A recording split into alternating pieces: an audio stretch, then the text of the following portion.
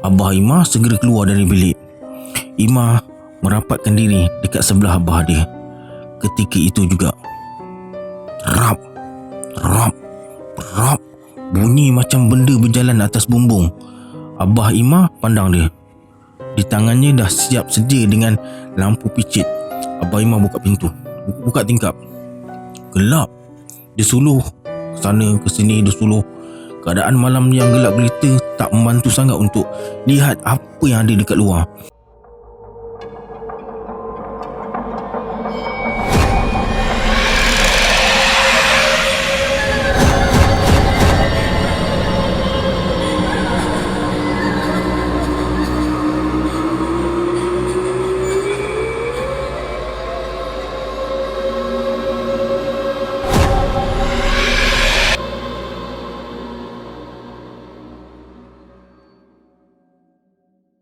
A'udzubillahi minasyaitonirrajim. Bismillahirrahmanirrahim. Assalamualaikum semua. Kembali lagi bersama saya Syarul. Baiklah, dalam video kali ini kita akan sambung cerita daripada Puan Sarimah tentang penampakan yang dia nampak dalam cerita buayan tu. Sebelum tu, bagi yang belum subscribe, sila subscribe sekarang dan tekan notification bell sekali. Macam biasa, sebelum saya mulakan cerita, jom kita sama-sama baca selawat Nuril Mubin 3 kali. Sallallahu Rabbuna ala Nuril Mubin Ahmad al-Mustafa Sayyidil Mursalin. Sallallahu Rabbuna ala Nuril Mubin Ahmad al-Mustafa Sayyidil Mursalin. Sallallahu Rabbuna ala Nuril Mubin Ahmad al-Mustafa Sayyidil Mursalin. Tanpa membuang masa lagi, jom let's jump to Rabak Seram.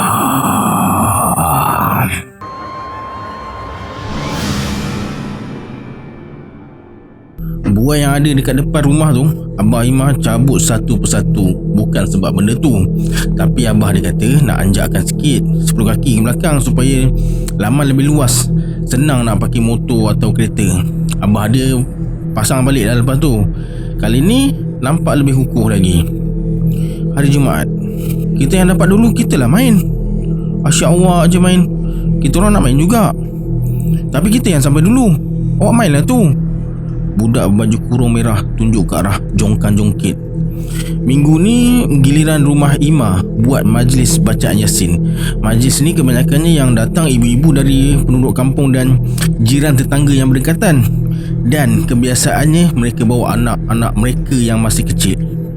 Mak Imah sebagai tuan rumah masih sibuk dekat dapur sediakan hidangan ringkas untuk tetamu, dibantu oleh Mak Ngah Rohaya dan Mak Ngah Biah. Mak, orang nak makan dulu boleh? Lapar lah, kata Imah. Kau ambil lah yang mak dah hasilkan dalam mangkuk tu. Dalam periuk tu jangan usik. Tu untuk orang depan, kata maknya. Yalah, orang tahu. Selesai makan, Imah pergi ke laman. Masih Imah duduk dekat tangga sambil tengok budak-budak main buayan, dia terdengar perbualan antara Cik Leha dengan Mak Ngah Rohaya. Ya, kau tahu tak, Lan dah berhenti kerja. Dia sekarang kerja kilang depan kedai manap. Tak nak dah dia kerja kilang papan tu. Ana tak bagi Lan kerja sampai malam. Imam yang duduk tak jauh dari mereka cuba pasang telinga. Mak Ngah Rohaya bersuara. Ni mesti pasal yang dinampak kat buayan tu Ish, seram lah. Aku dengar nak cerita. Entah, tak berani aku nak cakap. Tapi kadang-kadang memang ada dengar suara macam menangis. Kau cuba tanya Imah, budak ni berani keluar malam-malam pergi rumah Piah? Meremang aku ya. Aku risau juga Siman balik kerja malam-malam jadi jaga tu. Tapi dia tak pernah pula cerita apa-apa. Ma, kau pernah nampak ke yang abalan kau nampak tu? Memang bukan kau ke duduk dekat buayan malam-malam tu? Kenapa cik? Nak join ke malam ni? Jomlah. Imah berseluruh. Cik Leha angkat bahu sambil menggeleng-gelengkan kepala. Takut dah tu. Hari Sabtu, Abah Imah kerja separuh hari. Imah pula dah rancang nak pergi mancing pagi tu. Mak Imah buat sarapan nasi goreng lada kering. Walaupun kosong, dia tambah 2 kali. Sedap sangat. Jam dah pukul 10 suku pagi. "Mak, orang nak pergi mancing tau," kata Ima. "Dengan siapa?" "Orang seorang lah." Mak Ima diam. Kalau dia tak bagi Ima pergi, mesti dah kena bebel. Cangkul kecil Ima bawa dengan tin susu kosong. Joran yang abah dia buatkan dari rotan kecil tu dikepitkan. Ish, susahnya nak dapat cacing, dia merungut sendiri. Banyak dah tanah yang digembur, cuma dapat 3-4 ekor je. Tak cukup. Ima muna mandi dekat belakang rumah dia tu. "Bawah buluh tu mesti banyak cacing," kata Ima dalam hati. Ima melangkah redah semak samun ke arah rimbunan buluh yang tak jauh dari rumah dia dan mula mencangkul dekat situ. Banyak juga cacing yang dia dapat. Mungkin sebab tanah dekat situ lembab, semangat nak memancing semakin berkobar-kobar. Tiba-tiba kedengaran suara. "Cari apa tu?" Ima berhenti mencangkul dan toleh ke kanan, ke kiri, ke belakang. "Siapa tu?" tanya Ima. Dada Ima dah berdebar-debar. Suara berdehem. Ima yang tengah mencangkung terus bangun, tapi masih tak kelihatan sesiapa. Terus dia berlari. Semput juga berlari sambil bawa cangkul, ting kosong dan joran redah samak samun tu. Ima batalkan niat dia nak memancing hari tu. Tin susu yang penuh dengan cacing dia tutup dengan penutup tin Milo. Joran dan cangkul dilemparkan ke bawah rumah. Apa yang terjadi, Ima tak ceritakan pada sesiapa. Malam tu,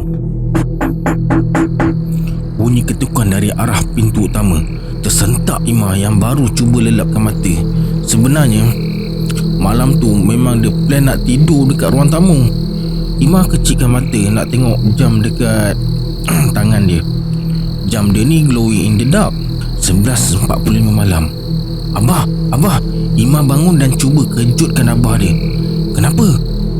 "Ada bunyi orang ketuk pintu," kata Ima. Abah Ima segera keluar dari bilik. Ima merapatkan diri dekat sebelah abah dia. Ketika itu juga, rap, rap, rap, bunyi macam benda berjalan atas bumbung. Abah Ima pandang dia. Di tangannya dah siap sedia dengan lampu picit. Abah Ima buka pintu, buka tingkap. Gelap. Dia suluh sana ke sini, dia suluh.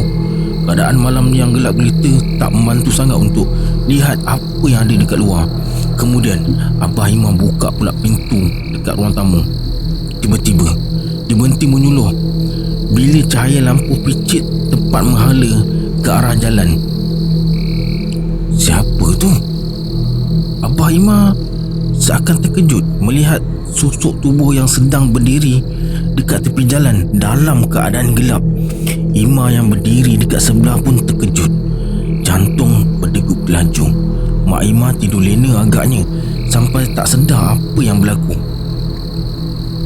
Dan ketika itu juga kedengaran seperti sesuatu terbang dari atas bumbung disertai bunyi hilayan dan tangisan.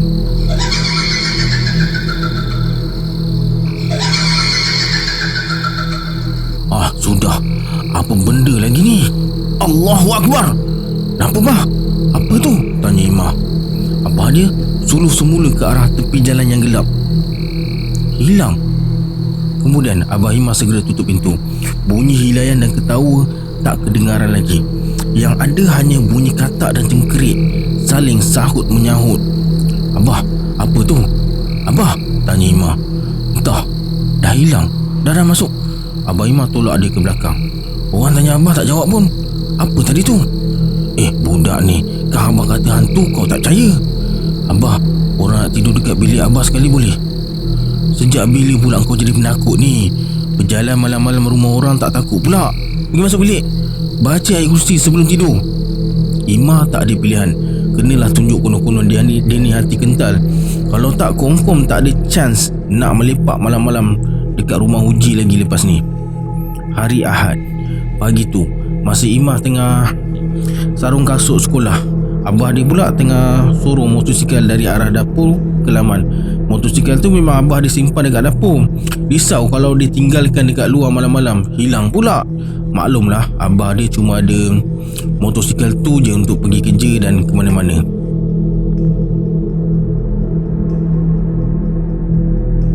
Bang Mael, malam tadi ada apa? Aku jengah kat tingkap. Abang Mael buka pintu, suruh ke jalan tu kenapa? Pak Ngah dia bertanya. Budak ni kata ada orang ketuk pintu. Lepas tu bila buka tak ada siapa-siapa. Ada benda terbang atas bumbung, mengilai. Imah masih duduk dekat anak tangga. Awal lagi nak ke depan kampung. Van sekolah pun lambat lagi. Jam baru pukul 6.35 pagi. Benda tu lagi ke Bang Mael?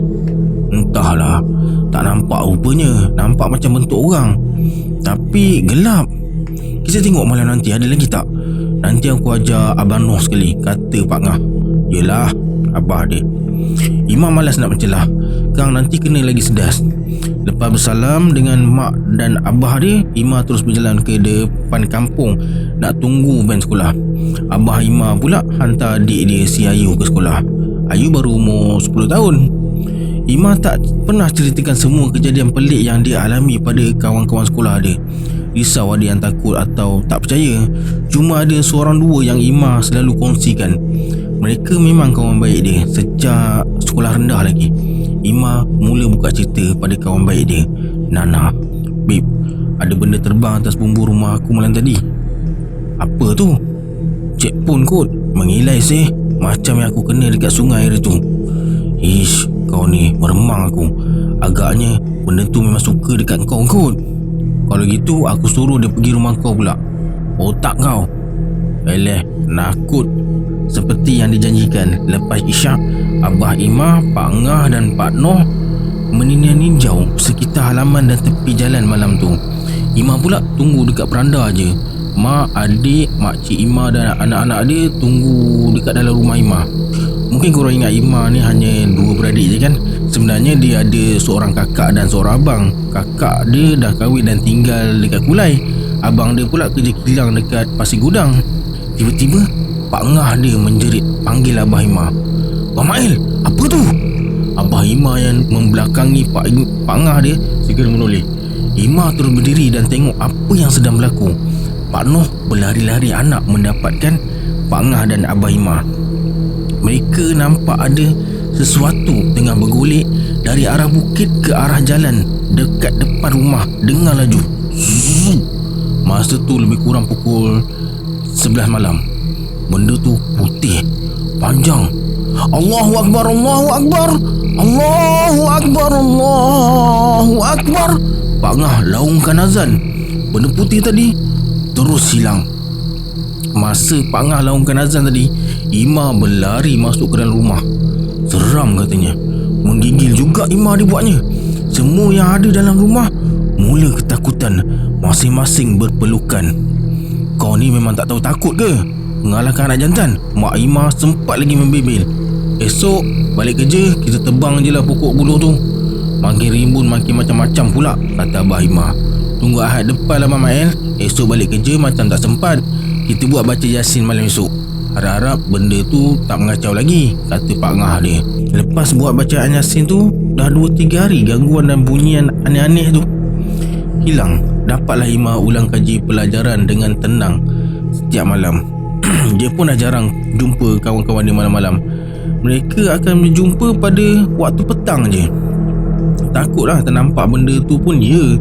Takut kena bebel dengan mak abah dia pun ya.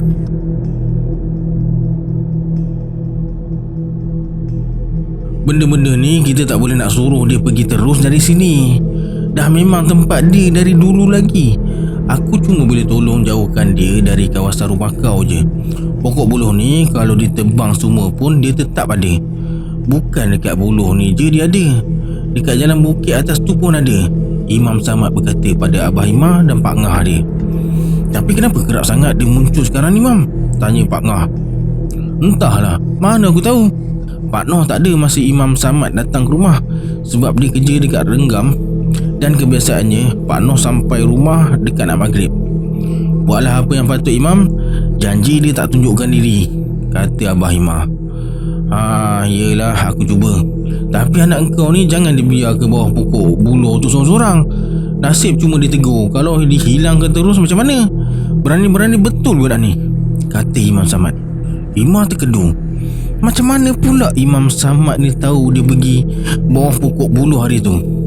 Kemudian Imam pun mengundur setapak ke belakang dari mereka. Habis aku. Ni kalau mak tahu teruk aku kena bebel, kata Ima dalam hati. Abah Ima pula dah menjelin tajam dekat dia. Sebelum kena tanya macam-macam, baik aku belah. Masa Ima dan Nana tengah makan dekat kantin sekolah, Nana bersuara, "Ma, apa cerita yang kau nampak hari tu?" "Apa?" "Ish, kau ni, yang terbang atas bumbung rumah kau tu lah. Yang kau cakap dekat abang kau nampak benda berdiri tepi jalan tu." "Oh, yang terbang tu mestilah Cik Pon. Yang berdiri tepi jalan tu bukan kau ke? Kau ni saja kan nak takutkan aku? Kau ingat aku hantu ke? Jom tidur rumah aku malam esok. Esok bukan sekolah pun." "Tak nak lah aku." "Alah, jomlah. Kau kata nak tengok Cik Pon." Tak nak." Penakut. Petang tu, Imam Samad datang ke rumah. Menurut Imam Samad, benda ni dia tak boleh nak buang atau halau dari sini, sebab ni memang tempat dia dari zaman dulu lagi. Yang dia boleh cuma pagarkan supaya benda tu tak mengganggu. Kalau dia ada mengganggu pun mungkin tak sekerap sekarang ni. Abah Imam bersuara, "Tak apalah Imam, asal tak dengar lagi dia berbunyi malam-malam sudah." "Yelah, aku cuba mana yang mampu." Abah Ima dan Imam Samad bergerak berdah semak samun menuju ke arah rimbunan buluh. Lagi 5 langkah nak sampai, Imam Samad dan Abah Ima berhenti. Ima pula ikut mereka dari belakang dan berhenti lebih kurang 10 langkah dari mereka. Kalau dia rapat lagi, mungkin dah kena sedas dari Abah dia. Mak Ima hanya melihat dari jauh. Sebelum Ima ikut Abah dia dan Imam Samad, Mak Ima dah sound, "Kau jangan nak mengada-ngada pergi sana ikut abang kau Jadi apa-apa nanti susah korang." Ima ni memang nakal sikit, tetap juga nak ikut abah dia. Kalau abah dia jeling, Ima lari lah. Kemudian Imam Samad mula membaca sesuatu sambil pejamkan mata. Tangan kirinya laju gerakkan biji tasbih. Dia bergerak 2 langkah ke depan. Abah Ima tetap di tempat dia berdiri. "Diorang buat apa tu?" Tiba-tiba Pak Ngah menyapa. Terkejut Ima. Entah bila Pak Ngah dia sampai, Ima pun tak perasan. Khusyuk sangat tengok aksi Imam Samad tu. Entah mana orang tahu. "Pak Ngah pergilah sana. Orang dekat sini je. Kang pergi sana kang." "Abah marah pula," kata Ima. Pak Ngah terus mendekati Abah Ima. Suasana petang tu agak suram, mungkin sebab mereka dekat bawah kawasan rimbunan buluh dan pokok-pokok hutan yang tumbuh melia. Ima tengok jam. Dah pukul 6.10 petang. Awal lagi, tapi suasana macam nak senja. 20 minit berlalu. Imam Samad masih mundar-mandir dekat kawasan rimbunan buluh. Mulutnya masih terkumat-kemit membaca. Tiba-tiba Imam Samad bersuara, "Mail, panggil anak kau sini." Abah Ima terpinga-pinga. "Anak yang mana?" "Anak kau tu lah," kata Imam Samad sambil tunjuk ke arah Ima. Ima terus bangun dari mencangkung.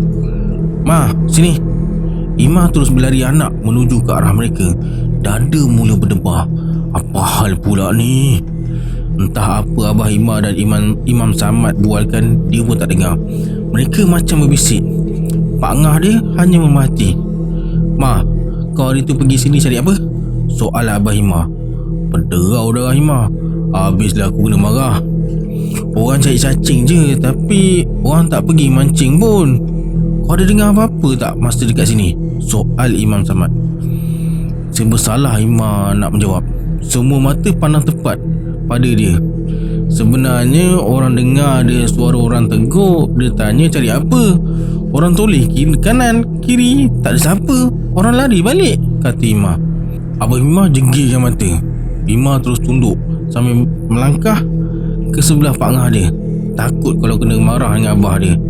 Imam Samad bersuara, "Mail, Her, nanti aku pagarkan kawasan ni. InsyaAllah buat sementara ni benda tu tak ganggu lagi. Tapi sampai bila aku tak boleh janji. Aku cuma ikhtiarkan je. Yang lebih berkuasa hanya dia. Ada benda aku nak tanya, tapi bukan sekarang lah. Jumaat depan aku datang lagi. Esok Zaki nak bawa aku balik rumah dia dekat Pasir Gudang." Hari dah nak maghrib. Tergesa-gesa Imam Samad minta diri untuk balik. Ima, Abah dan Pak Ngah dia pun segera beredar. Seram pula lama-lama dekat situ. Ima terasa lega sikit sebab abah dia tak ada tanya apa-apa lagi. Lepas makan malam tu, Abah dengan Mak Imah berbual kejap. Imam masuk ke bilik. Macam biasalah, dengar radio sambil buat homework. Mak dia dah pesan supaya baca buku dekat dalam bilik je. Dia tak bagi Imam tidur dekat ruang tamu lagi. Nak tak nak, kenalah ikut juga, kata mak dia tu. Tak ada lagi sebarang bunyi pelik atau gangguan sejak seminggu lalu. Seperti yang dijanjikan, petang tu Imam Samad datang ke rumah. Imam Samad bersuara, "Maaflah Mael, aku lambat. Tadi lepas balik masjid, ada orang datang rumah minta buatkan air penawar." Tak apa Imam, aku pun baru balik kerja." Kemudian Abah Imah ajak Imam Samad duduk dekat beranda. Sambil berbual tu, Mak Imah hidangkan teo dan kodok pisang. Disebabkan Imah pun nak tahu sangat apa sebenarnya yang berlaku sebelum ni, dia batalkan niat nak jumpa Uji dan Azna petang tu. Imah duduk dekat sebelah mak dia. Imam Samad bersuara, "Seminggu ni macam mana Mael? Ada gangguan?" "Alhamdulillah Imam, tenang. Lega kami tak ada dengar bunyi atau nampak yang bukan-bukan lagi." "Mael, ada orang buat tak baik bawah pokok asam kundang tu. Aku rasa kau pun tahu, benda tu tak mudah nak dapat macam tu je. Orang yang cuba nak keluarkan benda tu guna cara tak elok. Pokok asam kundang yang dimaksudkan Imam Samad tu berdekatan dengan rimbunan buluh. Jaraknya lebih kurang 10 meter. Ada sebuah busut kecil dekat bawah pokok asam kundang tu. Menurut Abah Imah, bulan lepas memang ada orang cari buluh, orang sedenap. Lepas 3 hari, dia ada datang dan bagi tahu dia mimpi nampak benda berkilau atas busut tu. Dia minta izin nak keluarkan. Abah Imah dah pesan jangan buat benda syirik. Dia kata dia cuma panggil ustaz untuk tolong dia tengokkan. Ustaz betul ke tak Abah Imah ni tak tahulah." Imam Samad bersuara, "Tak ada siapa boleh dapatkan benda tu kecuali ahli keluarga kau sendiri. Peninggalan nenek moyang kau. Orang dulu-dulu simpan harta ada penjaganya. Nak keluarkan pun bukan senang, banyak syaratnya. Habis tu yang terbang atas bumbung, mengilai, yang berdiri tepi jalan tu apa Imam?" soal Abah Imam. "Hantulah tu kot, syaitan," selamba Imam jawab sambil terketawa. "Mael, yang tegur anak kau tu makhluk baik. Situ ada perkampungan dia. Nasib baik yang tegur tu yang baik. Kalau yang jahat, hilang dah anak kau," kata Imam Samad. "Kau jangan risaulah. Aku dah pagarkan kawasan rumah kau malam hari tu. InsyaAllah benda-benda tu tak ganggu lagi. Kalau ada pun tak selalu. Lagipun memang tempat dia dari dulu." "Malam hari tu bila Imam datang?" soal Abah Imah. "Aku buatkan dari rumah je." Abah Imah tersenyum, mengangguk dan ucapkan terima kasih. Kemudian Mak Imah pelawa Imam Samad menjamu hidangan yang disediakan. Imah masih tetap membisu. Dalam fikiran dia berlega-lega apa yang Imam Samad katakan tadi. Benda tu berkilau, syarat peninggalan nenek moyang. Ya apa tu?